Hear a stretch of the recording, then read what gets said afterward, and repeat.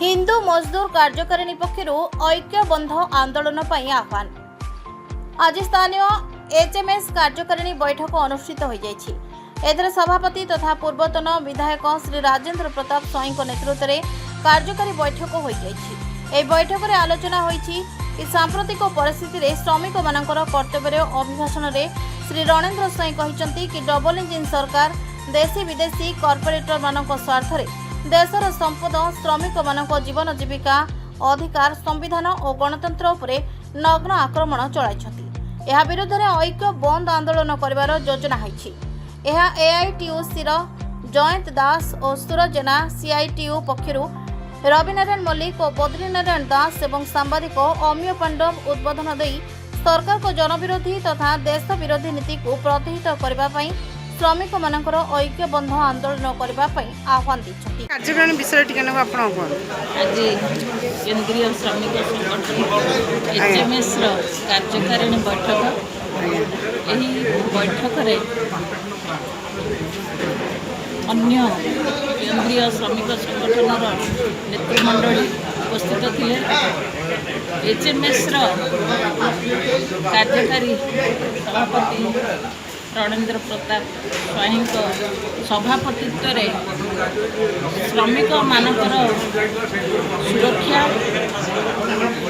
एवं श्रम कोड उपरे आलोचना एचएमएस आउपरे भूमिका कौन से भाव से विस्तृत भाव आलोचना है।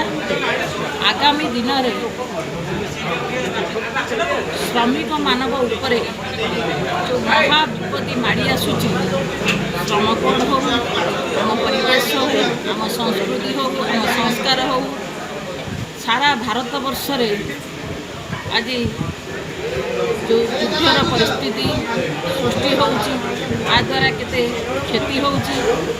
ओडिशार एचएमएस रे कौन भूमिका रहउची एवं एचएमएस तृणमूल स्तर को जीव प्रति जिले में प्रति पंचायत रे प्रति ब्लॉक रे ये कार्यक्रम जारी रखिब। आगामी दिन युवपीढ़ी को सजग रखापी ये गोटे आज आह्वान दिगला।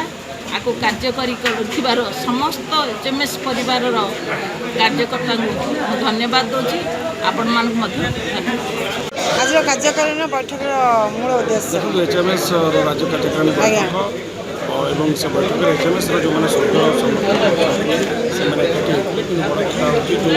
देशर सांप्रतिक जो समस्या अच्छी श्रमिक मान कृषक मान जो श्रमिक विरोधी नीति सरकार आनी एकाठी बड़ आंदोलन स्थगित आंदोलन समभावापन्न दल शक्ति संगठन से संपर्क में विमर्श होता है। आम आशा करुँ यह सफल रूप आगामी बैठक बहुत गुरुत्वपूर्ण निष्पत्ति नि सबुठ बड़ कथा जो सेमिनार है से सेमिनार सबू ट्रेड यूनियन सेक्टर प्रतिनिधि मैंने आसी एवं सांप्रतिक परिस्थिति में राजनीतिक पृष्ठभूमि में आम कर्तव्य कौन हम से विषय आलोचना है। आगामी दिन कार्यक्रम प्रस्तुत कर जोरदार लड़ाई